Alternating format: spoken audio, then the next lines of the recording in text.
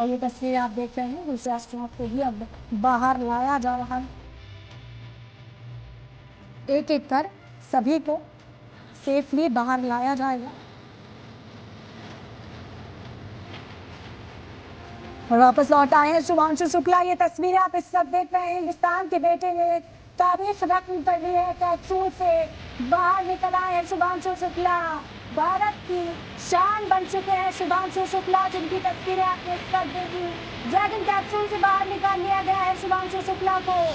Dragon capsule से बाहर आ गए हैं शुभांशु शुक्ला। फख्र का लम्हा, खुशी का लम्हा इस वक्त देखा जा सकता है। पूरे मुल्क में जश्न है। हर हिंदुस्तानी के इस वक्त फख्र महसूस करने का यह हिंदुस्तानी के लिए तुम्हारा है कि शुभांशु शुक्ला ने ऐसा काम कर दिया कि दुनिया तक अब उनका पूरे हिंदुस्तान का नाम रहेगा।